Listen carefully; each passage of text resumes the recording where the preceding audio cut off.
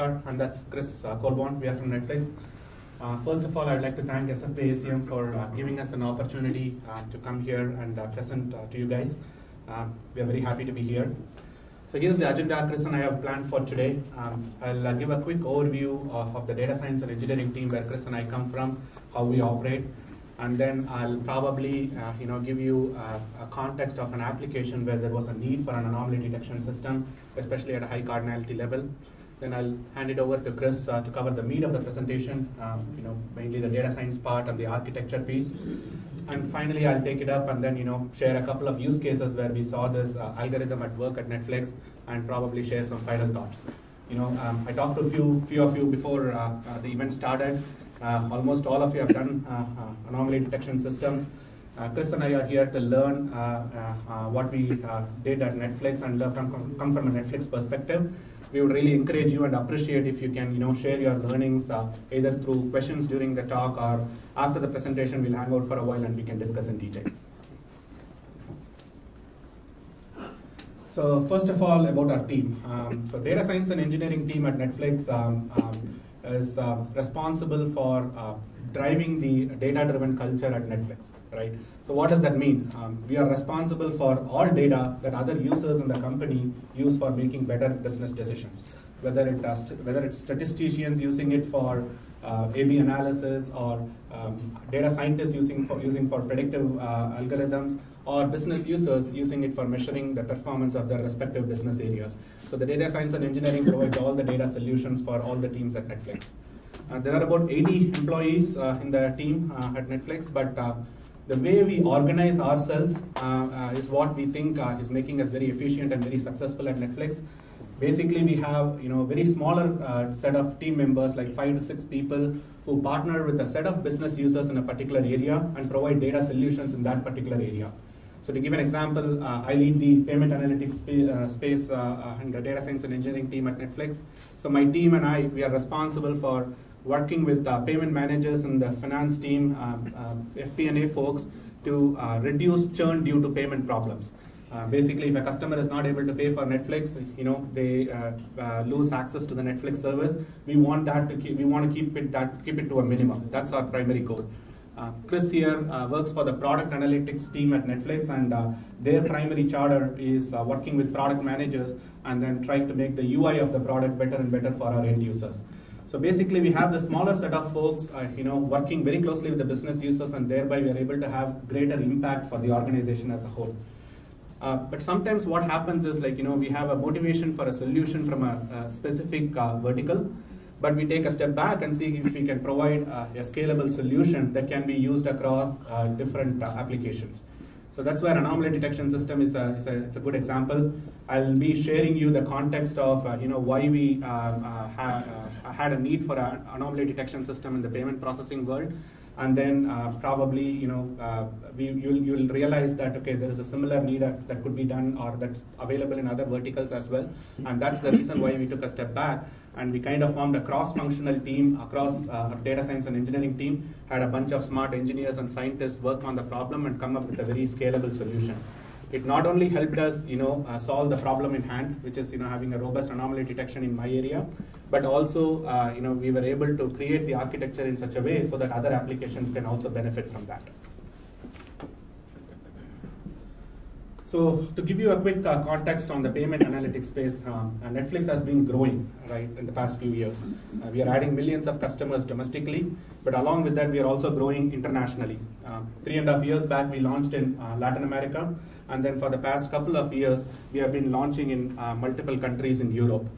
So we are growing internationally, and our plan is to grow internationally in the near future as well. And what this means is, customers, we have to support different payment methods in different countries that people typically use for paying for different services. Here in US, people prefer to use credit cards or debit cards for their expenses and stuff. If I take some countries in Europe, people prefer to pay for their expenses using direct debits.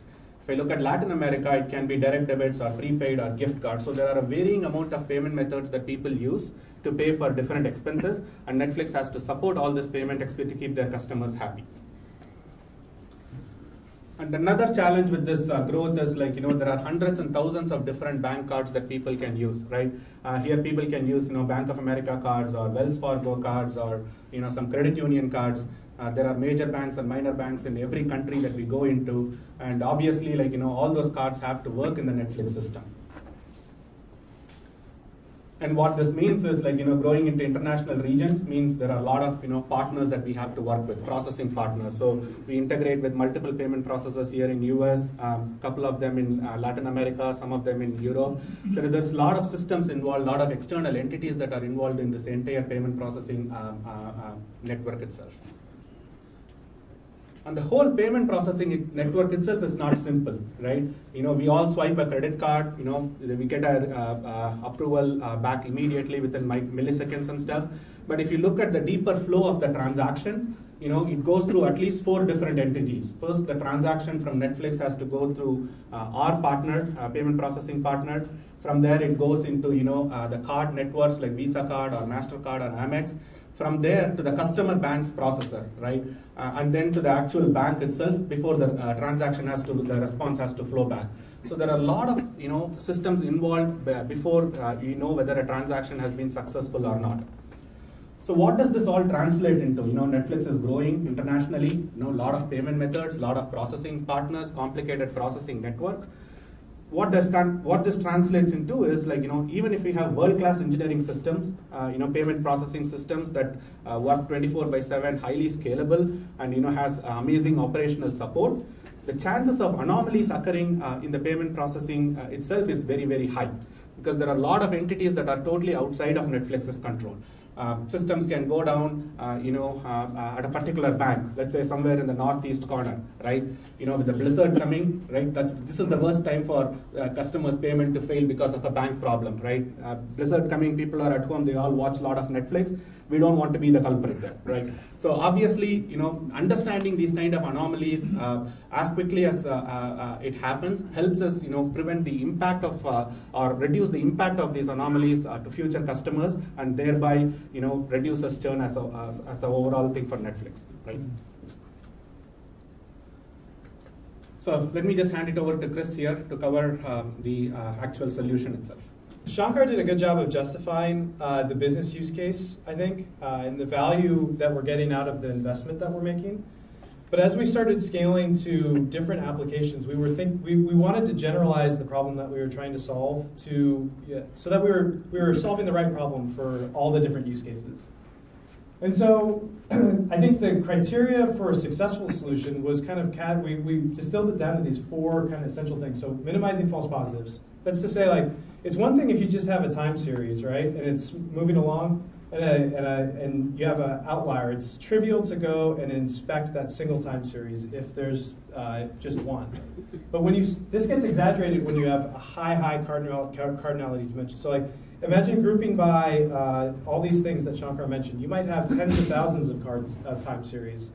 And if you have 5% error rate on one time series, 5% times hundreds of thousands, that's a lot of time series that you have to manually inspect.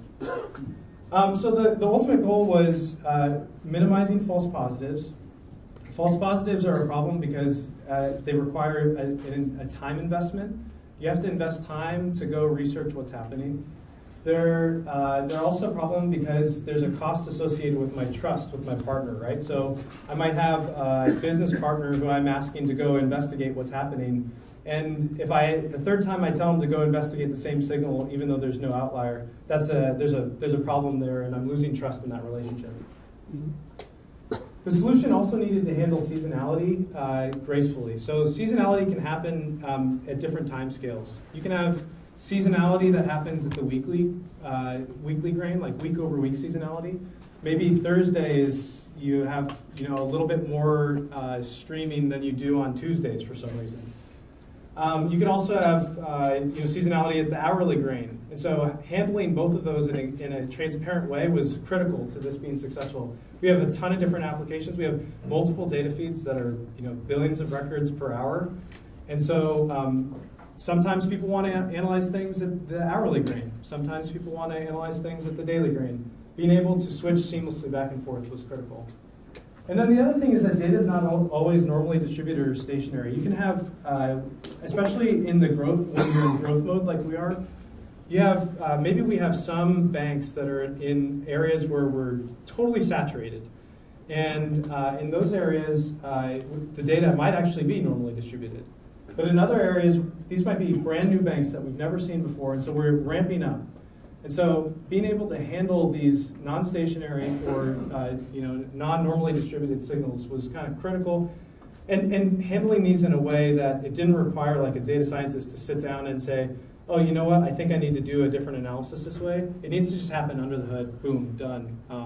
And so that was kind of the last key to our success. Okay, so if these were the keys to our success, how do we go about doing it? And we're gonna go to the 3-point plan. We got a 3-point plan. There's the math that we invested in, but the math really wasn't enough to make it scalable or easily applicable. So the ETL tool of choice at Netflix is Pig. And so we wrapped everything that we did in Pig wrappers so that it'd be really easy for ETL engineers to get their hands on it and use it. So that would be, successfully partnering with and assisting our ETL engineers, but helping the engineers and helping business partners isn't always exactly the same thing, even though I wish it would be sometimes. And so, we had to create some rolled up dashboard basically, and so Shankar is going to talk about that. Okay, so I'm going to talk about the math, and it's hard to know exactly what level to talk about the specifics of the math when you get into something. So this is a high-level sketch of the algorithm. The algorithm that we implemented it's a robust singular value decomposition. It's basically it's a variant of the algorithm that was proposed by Candace in a paper called Robust Principal Components Analysis, and so it's also called Principal Component Pursuit. And so I'm going to talk about basically the process that we go through transforming a time series and then applying it to the algorithm. I'm not going to get into the theorem or the proofs. It's really complicated and not appropriate for this time. So we can talk about that offline or at another time if you'd like. And then we'll go through the rest of it. All right, so the algorithm itself. Okay, so the very first thing that we do is we start, imagine that you have some time series, and it can be in any order of magnitude time series, right? And the very, very first thing we do is we actually do a z-transform of that. So, okay, hopefully there are some alarm bells going off saying, you just told me that this isn't normally distributed, yada, yada, yada. Okay, the reason that we're doing that is not for the purpose of the analysis, it's for the purpose of the convergence of the algorithm itself. So just because of the algorithm, it's going to converge in this domain between roughly around 0 and variance 1. Okay, so now we have a zero mean unit variance time signal that you can imagine, and we take that time series and we transform it from a vector, an array of points, into a matrix, where the columns represent some minor time frequency, and the rows represent some major time frequency. So you could imagine, imagine we're looking at 14 days of data, right? And we're looking at the hourly grain. In that particular case, you would have a matrix that has 14 rows and 24 columns. Each column corresponds to the hour of the day, and each row corresponds to the last 14 or n number of days that you're looking at, right? Okay, so now we have this matrix. And the ultimate goal is to take the matrix and break it down into 3 components. The first component is a low-rank approximation, some smooth estimate of what's happening, right? The second component is the error, right? We want some ideally normally distributed, or not normally, uniformly or in some way distributed, nicely distributed distribution around. I have to be careful here because I know you guys are going to come back and beg me on something that I will regret saying later. So E has to be nicely distributed, and then O, which will actually contain the outliers in this time series. So these 3 things added together make up X, which is the original time series itself. All right, so pretty simple. This isn't that complicated. So I'm going to sketch out now what the actual iterations of the algorithm are. We start by doing a vanilla singular value decomposition.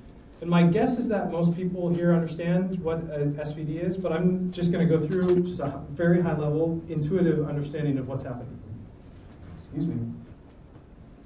So I'm taking X and I'm going to break it up into 3 matrices, U, S, and V transpose. And if I take U, multiply it by S, multiply it by V transpose, I reconstruct X perfectly. U represents, let's think about the 14 by 24 matrix that we were talking about. U represents the relationships day over day that we would expect to see in this algorithm, right? It represents the relationship over the relationships of the rows with each other. So going back, it's like, how does Thursday this week compare with Thursday last week? How does Thursday this week compare with Friday tomorrow, right? Whatever, or today's Monday. But you can imagine that there's these relationships that are quantized, and the relationships are described via the columns and rows of U. Okay, so V transpose in the same way is a representation of the interactions and variations across the hours in that individual day, right? So maybe you have, if you're Netflix, you have a spike in streaming kind of in the evenings when everyone goes home from work and kind of gets ramped up, right? And that spike, the shape of it looks roughly the same every day. It doesn't look exactly the same, but it looks roughly the same, right? Maybe the spike is shift upwards a little bit on some days. That would be captured in U. Maybe you have a Super Bowl event or something like that, and that would be some anomaly in the hours of one particular day, and so that would be captured in V somewhere. Okay, so U and V transpose, they represent some unit norm representation of the signal itself. All of the magnitude and the importance of each one of those rows and columns is determined by S. And so rather than plotting the S matrix, because it's just a diagonal with a bunch of zeros, I plotted what a typical scree plot would look like, right? And there's lots of different ways that you can handle scree plots, right? So, and think about scree plots. So if we were going to build an approximation now, there's many things we could do. The first thing you could do is you could say, okay, I'm going to choose the first n number of singular values, and I'm going to set everything above that equal to 0. And that's going to be the way that I approximate the energy of my system, right? The other thing I could do is say, okay, hey, I'm interested in some threshold, singular value threshold. And so as long as the singular value is above that threshold, I'm going to keep it. Otherwise, I'm going to set it equal to 0. These are all ways of building up low-rank approximations of your time series. We're going to do something different. Rather than taking those strategies, we're going to decrement all of the singular values by the same value theta. And there's physically speaking, so when I was in grad school, what we would do is we would do SVDs on simulations of the Navier-Stokes equations. And so there's, when you do this, you have to do a bunch of Fourier transforms. And there's a bunch of different ways that you can handle aliasing in Fourier transforms. One of them is you can set things arbitrarily to 0. You can dampen them out. There's lots of ways to handle it. And in the same way, there's lots of different ways to handle what you're doing with your singular values here. And so this has the effect of, rather than just cutting off noise from the system, we're actually also going to introduce noise at the high energy wave modes, right? So in the earlier version, we were just basically eliminating part of the diagonal, right? And in this, we were choosing a subset of the columns of U and a subset of the rows of V transpose to represent our low-rank approximation. And here, what we're doing is, in addition to doing that, we're also actually introducing noise in these real high-energy wave modes. So is that like a regularization effect? Yeah, you could think of it as that. So theta is not like a parameter that you choose and you have to go, you don't have to test it in any way, right? You don't have to do holdout testing. It's a completely unsupervised algorithm. And so what actually happens is theta is a time-varying parameter. And as the iterations increase, theta changes based on the distribution of E. And so there's this relationship between theta and another parameter and E that ultimately is that, and that relationship is ultimately what Candace allows Candace to prove that the algorithm converges. So there's no like, yes, it's a regularization parameter, but it's not one that you have to choose. Okay, good question though. All right, so now we can calculate our error, right? And this isn't really truly our error. What this E represents, it represents the original time series minus some low rank approximation of that time series. So in theory, assuming x plus E plus O is just working out the way we would expect, E would actually contain some sense of what the outliers are, but in addition to that, this underlying error. So now we want to condition E in a way that allows us to identify what parts of E are outliers and what parts of E are noise. So we're going to apply a function that looks quite similar to the function that we applied to the singular values, but there's one difference here is that singular values, those are by definition all positive. And so you don't have to worry about the sign. And so this is exactly the same function, it's just accounting for the sign instead. So basically we're pushing the values of E towards 0, and if it ever reaches 0, we're not going to push it beyond that. And so that is how we're going to define O. And then E is just obviously the difference between the original E and this O. So now that we have O, we go back to our original X and we subtract O from that original X. It's easy enough. And then we start the algorithm over again. Okay, so that's a sketch of the algorithm. It's a pretty simple idea. In practice, it converges pretty quickly, we don't have any numerical results to present on that right now, but we will have some interesting things when our blog post comes out and at the Strata talk. So, okay, so this is the algorithm. To give you an intuitive sense of what it actually looks like, I'm just going to show you. So also as part of that blog, we're creating an interactive experience where you'll be able to go in and actually drag around data, and you'll see how the algorithm will converge and identify outliers.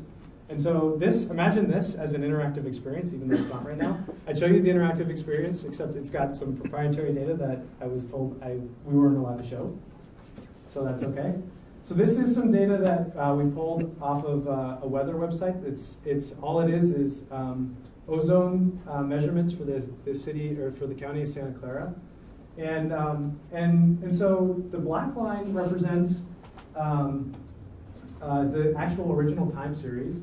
The blue line represents the bluish kind of turquoise line. Represents the low rank approximation. The red is the distribution of the error, and actually red is we've magnified it just for the sake of being able to see it. And then the circle points are the points where you start to see our outliers. And so, I mean, honestly, if this was a signal at Netflix, I'd say we need to go figure this one out because there's outliers all over the place. But in practice, we see that there's much fewer outliers than what you would see here. Also, typically we run the algorithm in kind of a receding horizon, right? So every day we get a new measurement, every hour we get a new measurement. We recede the horizon and impute this new value that we got and rerun the algorithm. So practically speaking, all we care about is the outlier at the very right end of the window. All right, so I've talked a little bit about the math. So now I'm going to give you a sense of the architecture. So again, we have the ETL tool of choice at Netflix is Pig. And we've invested a lot of in Pig. We have a couple of large clusters. And so the goal really, as I kind of mentioned earlier, is we want to make sure that we're enabling and partnering well with data engineers who want to use this tool for anomaly detection. And so we wrote a couple of Pig macros, which will also be open sourced. And you can go. Basically, all that has to happen is the data engineer imports the set of Pig macros, and then it's as simple as calling this one function. So there's a function when you're doing outliers at the daily grain. There's a function when doing outliers at the hourly grain. In this particular case, so if you're not familiar with Pig, the idea is to make it as easy as doing like a group by count star in Hive, right? Rather than doing a count star, though, we're going to replace it with some other function that does some other different operation. So practically all they would have to do is group the data, which would group the data into a bag. So here's an input data bag. You have, I'm looking at 9 weeks of data. The algorithm knows how to order and set the data up for the algorithm itself. And then you can pass in one metric or an array of metrics, and everything's handled transparently. This had the benefit of being easy because we didn't want, like Jeffrey Wong, who was like really instrumental in getting this going. We didn't want me or Jeffrey to have to sit down and help everyone code this up. We wanted it to be as easy as possible. Just go plug it in and play, right? We also wanted it to be easy because we partner with a bunch of ETL engineers that are really good. They know their data so well. They know how the data flows through their ETL. It takes time for us to get ramped up on all that. So rather than asking us being the bottleneck, we enable them. That results in scalability, both in the sense that now we have, rather than 2 people that can go out and program this up, we have 80 people that can go code it up.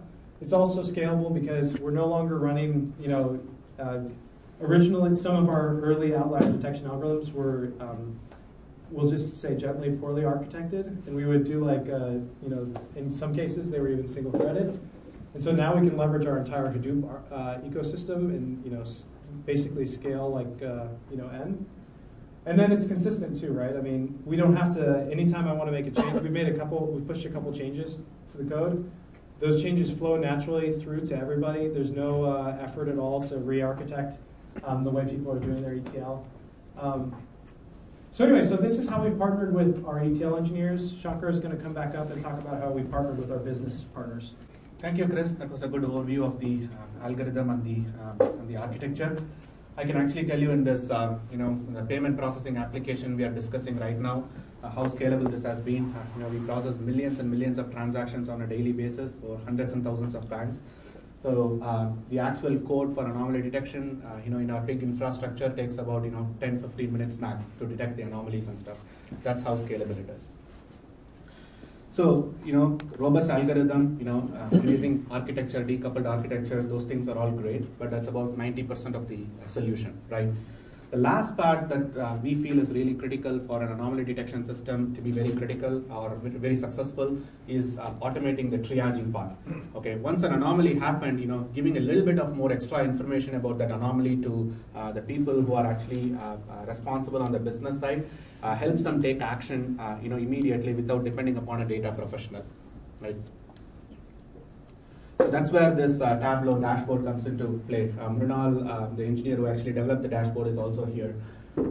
We use Tableau and MicroStrategy primarily for visualization, and in this particular case, we chose Tableau because it was kind of ease of use and provided the right visualization methods for us. So in this dashboard, if you see, in the top part gives a high-level overview of all the anomalies that happened on a given day after the process has run. So in this case, bank 1 in country 1, the estimated anomalies for declines is about 423. And on the right side, we show a spark line that clearly shows, that there is some kind of an anomaly that happened with this particular bank in a particular country.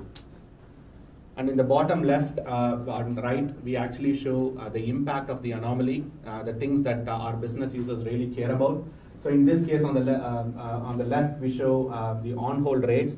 So by on-hold, we mean like the number of customers we lost because of a payment problem. That's our definition of our on-hold. So if you see at the bank level, it has gone up. It has actually doubled. If the anomaly had not happened, it would have been 22%. With the anomaly, it's about 44%. And then we show it at an aggregated level, right? In this case, it's a credit card or a debit card. There is at least a 4% difference or impact because of this anomaly. And then we slightly roll it up at a country level also. This kind of gives a high-level perspective of how severe or how big this anomaly is. And on the right side, we actually show what are those error messages for those declines that actually spiked. So this kind of, somebody who's in the payment industry can look at this message and kind of have an idea of whether this issue is because of something on the issuer bank side, or it's on the Visa or MasterCard network. Kind of gives them some information for them to either send an email or pick the phone and call the relevant contacts and start taking actions on this anomaly as soon as it happens. So this is another example, right? This is a use case where we did not have this anomaly detection system for high cardinality in play. The top line, like the blue one, think of it as a trend line at a higher aggregated metric that we actually review on a week over week basis. And you kind of see on the red circle there is some kind of a pattern change. These are the times when you actually deep dive and try to find out what exactly caused a pattern change. And then when we actually deep dive in this case, the red one is actually a trend for metric at a bank level. Kind of showed that some kind of an anomaly happened a few days or a few weeks prior to we saw the effect on the aggregated metric. And had we detected this anomaly as soon as it had happened, probably we could have taken action immediately and tried to reduce the impact of this anomaly or the effect of this anomaly on the churn. So this is an exact use case where we feel that detecting these anomalies at high cardinality can actually help in improving or reducing churn and thereby improving or providing more business benefits. Some final thoughts, right? I think this system is being used in the payment processing space. We are kind of rolling it out for other applications like acquisition, streaming, and other areas as well. I think some of the things that we feel made us come up with a successful solution are one is the robust algorithm, right? Chris covered a high-level overview of it, but the algorithm has been very good in minimizing false positives, working very well with high cardinality, and also handling trending and seasonality and all those stuff.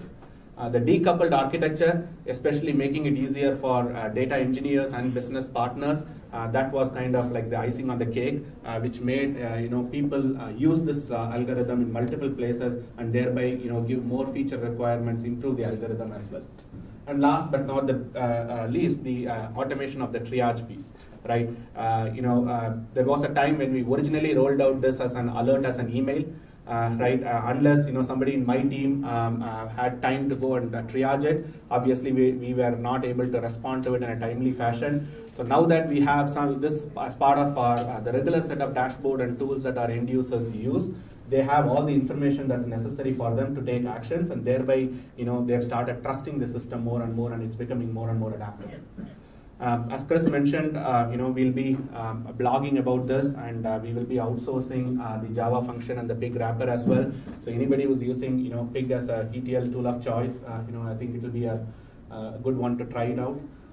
We are also open sourcing a lot of these analytical functions as part of our Suraj's GitHub repository. You'll find more in techblog.netflix.com. And as soon as we blog this, if you want to hear about it, let us know your contacts. We'll hang around for a few, a couple of an hour or so after the talk, and we can discuss. And we have a bunch of Netflix folks here as well if you have any other questions of how we use the system or other systems that we do at Netflix. Questions? So, when you were setting the context, you were talking about how low false positive rates is a critical requirement for this. Mm-hmm. Did you have a way of measuring your false positive rates, and if so, how reliable was it? Actually, even from an implementation perspective, I would say 8 out of 10 cases were real true issues and cases and stuff like that.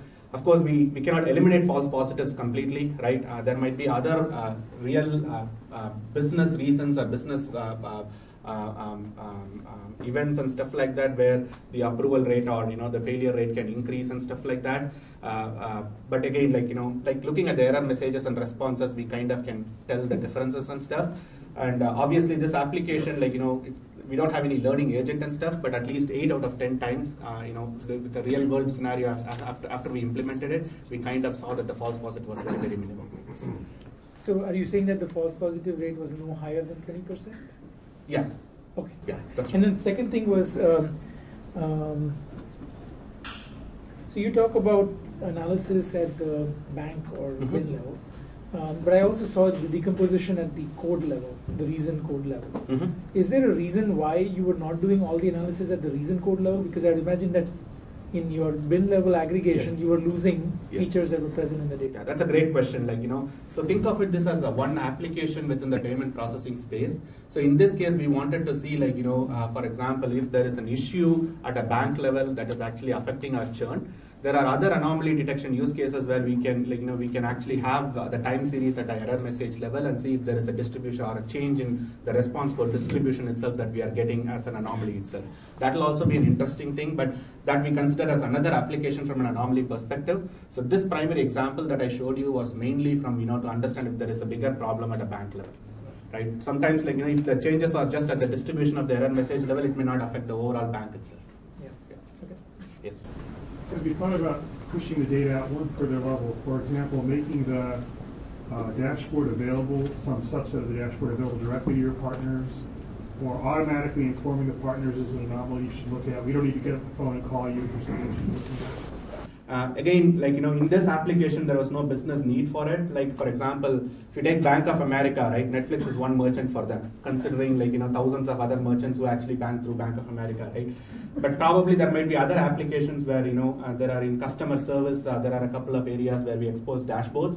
So in those cases, it might be vendors handling customer service calls, we might even expose it to them at that point of time. So in this particular use case, we didn't have that requirement. Yeah. Yes. Yeah. Two questions, quick question. Yeah. First, when you said a high cardinality, the data that you are using is a one time series, right? There's no cardinality there. It's just the time series. It's like no high cardinality in the one time series. It's just like you have a lot of time series, but you're not tackling the problem of high cardinality distance measure, something like that. We only talked about how we're using single time series at very fine grain. That's all we talked about here. But we also have cases where we'll compare one time series with another, right? And at that point, you're actually using information from one time series to inform what's happening in the other time series. And so in those cases, it's definitely the cardinality is informed. They're informing each other. Am I answering your question, or am I missing the point? Yeah, I think I don't have details about that one. Yeah. Just second question. The output of the anomaly detection is just anomaly, the probability of the data point, or what's the output? Is this the difference between anomaly and expected, or we have a probability associated with that? Yeah, so it's not a probabilistic. There's no probabilistic interpretation, unfortunately. So it's a 1 or a 0. One thing that we have done is we've looked at, Shankar talked about a score, right? And so we've tried to come up with a proxy for that in some sense, but we're not ready to share that yet. So yeah, good question. Yeah. So when you're talking about anomalies, is it, are there cases, particularly when you're working with payments, where you have fraud attacks in your system? And your final dashboard, so it seemed like there was a count on the number of error messages of a certain type that was shown, and then you send it to somebody who's domain expert who interprets it. How efficient is it in identifying different kinds of fraud attacks? Yeah. So in this particular case, it's more of the actual payment, the transactions that go through and stuff. Obviously, you can have different sets of time series for fraud detection and stuff. So we kind of, you can think of coming up with a time series where we know fraudulent, what might be a fraudulent response or error messages and stuff. And it's all different set of anomalies. Again, I don't want to set an expectation that this is the only application that we did, right? Obviously, this is for one use case that we talk about, but we have the whole framework where adding another use case for just fraud detection or any other kind of time series where we want to track an anomaly. We have the framework, so it takes about a day or two to implement it and go forward, right? So in your example here, if it was a fraud use case, probably we'll have a data set, right, to identify what is fraud or where we may experience fraud. A good example might be with some people trying to sign up with all this breached cards and stuff like that, where if we get compromised or something like that, probably you'll see a higher amount of people signing up using those cards and stuff. So that will be a different algorithm or different application altogether, but we'll use the same algorithm framework, and at that time kind of show the things that really matter from a fraud perspective from the lower level. At that point of time, yeah. Would you say at that point of time a data scientist's role in interpreting the data becomes larger than just a simple count on the number of error messages? Yeah. Yeah, I think the unsupervised learning of the algorithm is the power that we are relying on here, where we try to get if it's a time series, high cardinality, can I know what the anomalies are? Actually, how do I interpret that anomaly, whether it is from a business context perspective, is where the Tableau triage actually jumps in. Right, is how we see it, right? We try to keep the data science portion out of it to identify whether it is a fraud or not fraud, or what, trying to get out of that classification or supervised learning methods and stuff. This is purely relying upon the power of the unsupervised learning to understand if there is an anomaly in a time series or not, and then make sure that the false positive rate is to a minimum, and then let the people who have the context of knowing what the fraud is, what's not fraud, let them take a decision, and then probably will enable the metrics for them in the triaging piece. So, about the heuristics that are involved, it seems like heuristics would be needed. I mean, here in this country, the fee for Netflix is pretty small, right? Less than an hour's wages. But when you move into Poland or South America, places like that, it seems like as you move close to a payday, right, charges may be declined. So does the algorithm have any heuristics to know, maybe people get paid Wednesdays on Poland, I don't know, but don't you need heuristics to keep from getting the false positives? How does that work? Yeah, so, I mean, if the only real heuristic is the structure of the matrix that you're choosing. And so I think, at least that's how I see it. So as long as your matrix captures the heuristic that needs to be understood, then I think, I think there aren't too many. So like one bank might be specific to Argentina, another might be specific to Brazil, something like that? Yeah. Or would there be some banks that are across lots of countries like Citibank? Yeah, I can answer that question. Yeah. So to your question, yes. First, let me answer her. So to your question, yes, there will be day over day or date over date and patterns like that. Which is where the time series itself we give that data, and then instead of just looking at the day over day, it also looks at week over week and stuff like that as well. And probably we are even thinking about taking to a month over month, right? And that kind of stuff, right? So there is all sorts of possibilities. But in this use case, at least we look at last 56 days of data transactions and try to just look at the day over day and then week over week, the day of the week kind of heuristics alone, and eliminate it as before we try to identify the anomaly. Yeah. And to your question, yes. There might be cards that people might use only in Brazil and stuff. So suddenly, if you notice that particular bank's card being used in, say, Mexico or Argentina or Colombia and stuff, it will definitely trigger an anomaly here because that transaction has never happened, right? It might be because of a new agreement that we signed or something that has been enabled on the banking network, or it can be due to other reasons as well. So that's where the error messages actually can help in determining those kind of information for us. Yes. So, a couple questions. When you talk about high cardinality, are you talking about multiple panel time series, or are you talking about a time series that is represented over multiple response variables? What do you mean by cardinality? And a follow-up question to that is, depending on what is the dimension that you're actually trying to model, your errors can actually be of different distributions. Mm-hmm. So, how do you handle that when you're sort of going in the iterative loop? So this is a problem that comes from the conventional EM approach. So how does this handle it, or does it not? Yeah. So let's start with the first one. And I was thinking about my response to the first one, so I might have to ask you to ask the second question again. Can you repeat the question? Yeah. So the first question really was, what do we mean by cardinality? And so cardinality, we mean a lot of distinct groups, some of which inform each other.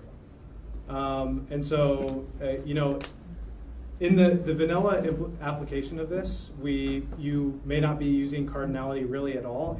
You're using cardinality in the sense that you're looking at your data at the most granular level, right?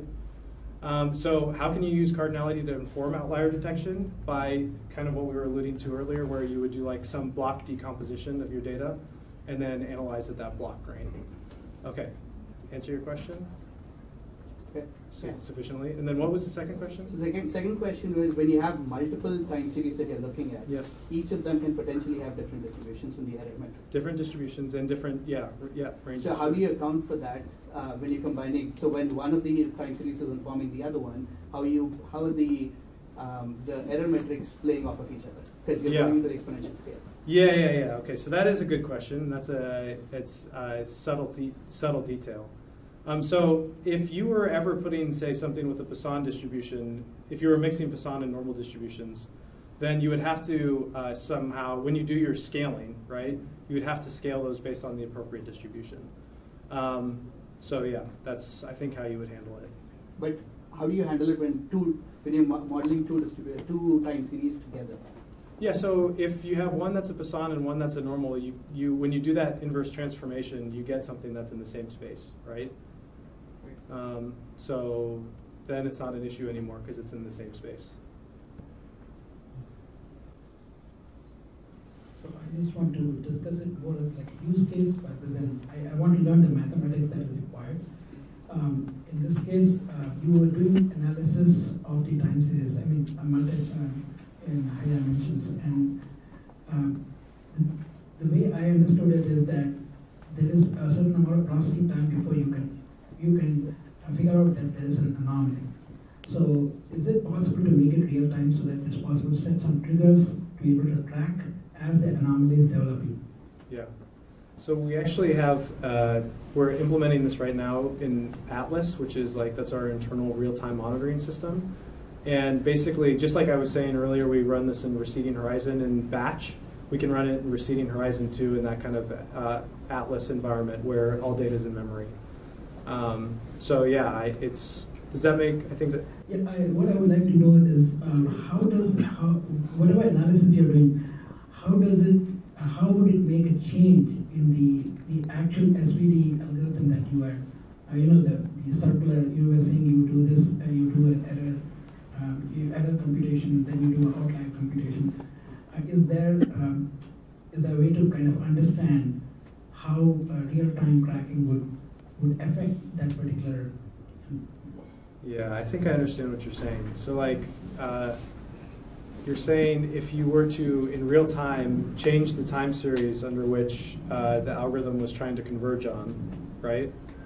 Is that your because there are certain, there was the outlier, you had this sign computation, right? Yeah. So you also had the theta function and you had the, I don't remember the function that you were mentioning. So is there something related to that computation that can help to set triggers saying that, oh, okay, I think there is something happening here, I want to track it? Yeah, I mean, I think that's kind of what we're doing, right? I mean, as we identify outliers, we raise them. And so I'd have to think a little bit more about it in the real-time setting, and maybe we can talk about it afterwards. Yeah. Is it more to do about reinforcement learning or something like that? Is that what you're... Well, I'm not able to, okay. I'm not able to conceptualize it at that level. So. Yeah, we'll be happy to follow up offline and get to more like a Colburn filter, I think. Yeah. Okay. Yeah, go ahead. So question, for my Netflix account, I have it auto-paid every month. Mm-hmm. And so it seems like you'd have a large chunk of that. And with all these time series by day and week, if it's by transaction time, it's scheduled by the bank. And it seems like the people that are scheduled by the bank, you can almost subtract that out because that's going to be very regular. And just look at the people that are not regularly scheduled for outliers. Or what is it you're doing at the hour level and the day level? Yeah, so in this particular application that we just saw, it's at the day level. So basically, we process on a batch basis, so it's not automatically scheduled in your band. We have to run the batch on a daily basis. That's how we charge your cards on a monthly basis. So basically, once we send a batch, we get approvals or responses back. So this is after we get the response back on a daily grain. That's where this particular application that we just showed works on, right? The hourly grains and stuff are other applications that we are trying it out, especially in the the viewing area, trying to see if there are any changes there, or acquisition area when new customers are signing up and stuff, where you really need the hourly grain because it's more of a customer interaction kind of a thing at that point of time. That's where the hourly applications that he talked about. That's how it is. Okay. But in this case, most of the transactions are batch based. It happens early in the morning, and then we try to identify the following day. I see. And then just keep with the theme. A second question. What's the size of the cardinality? Is that like 20,000 banks, or is it 200, or just a ballpark? Yeah, it's somewhere around 100 to 150,000 is how I would look at it worldwide. on a daily basis. Yes. Yes. How have you looked into comparing with the filtering technique like Fourier Kalman, or you try to use label data for the outlier if you want to use some kind of supervision? Yeah, so I mean, we have the question. The main question was, have we looked into other techniques? And you know, the one that you mentioned first was Fourier transforms. There's a competing methodology that uses Fourier transforms. We think we kicked their ass. There's another competing methodology that uses Markov chain Monte Carlo, MCMC. So they propose a model and then they fit it using MCMC. And so, you know, actually the nice thing about having some internal competition is that we're building up a nice consistent data set where we can say, okay, this is a true outlier. Getting back to an earlier question, you know, how do you quantify the false positive rate? You know, you have to have a tagged data set to really be able to quantify that as well as possible. So it's nice when we have some competition internally to be able to build up that suite of that we can benchmark against. Fourier transform, as someone who has you know, used it a lot in the past, it's not a good application for Fourier transform because Fourier transform assumes that it's in a truly periodic domain. So there's like the cosine transforms, which assume that it's not periodic, and you know, they each have their pluses and minuses. So. Yeah, I mean, if I take my payment applications as a whole, you know, my long-term vision would be to, you know, run it through one algorithm that is the best for the data. Once you detect outliers and stuff, and see whether those same things are going to appear through other competing algorithms as well, and then try to, you know, kind of say like, hey, 2 or 3 algorithms that Netflix believes is right thing for a time series data, show that this is an outlier, so this is a real outlier for you guys, right? That's where, you know, I would love to go once all this materializes and stuff. Yes. Oh, sorry. I have a Go ahead. question. So basically, you have a lot of time series, and each time series basically a number of payment lines in each bin. So do you predefine all the bins, or is that somehow dynamically generated, and you somehow come up with the most interesting bins? So I think if I understand your question, like how do we know all the bins that go through, banks that go through transactions and stuff? Is that right? Right, so you predefine all the bins as transactions per byte. Correct. Okay, so you don't sort of...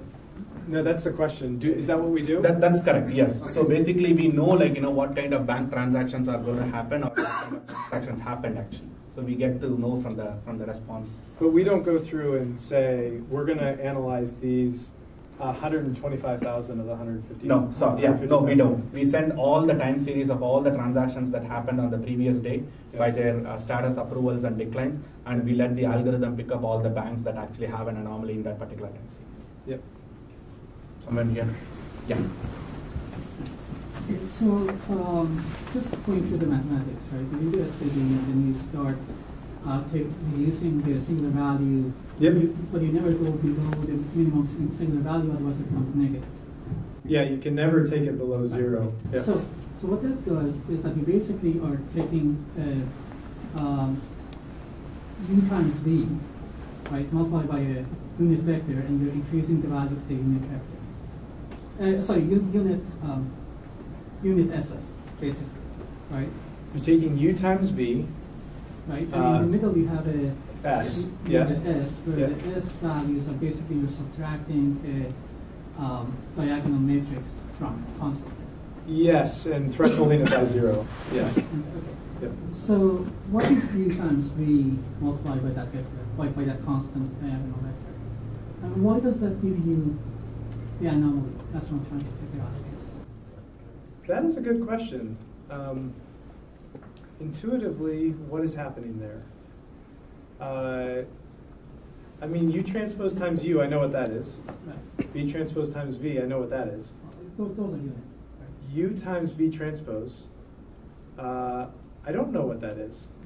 Okay.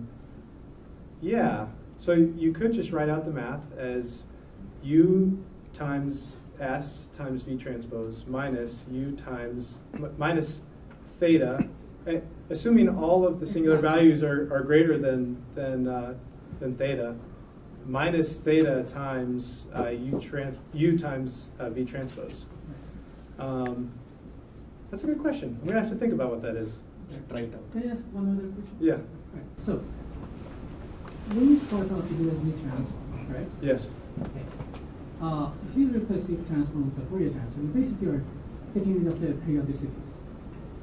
If you replace the Z transform with the Fourier transform, you're getting rid of the periodicities. So instead, you'd be operating on the Fourier coefficients. That's right. Yeah.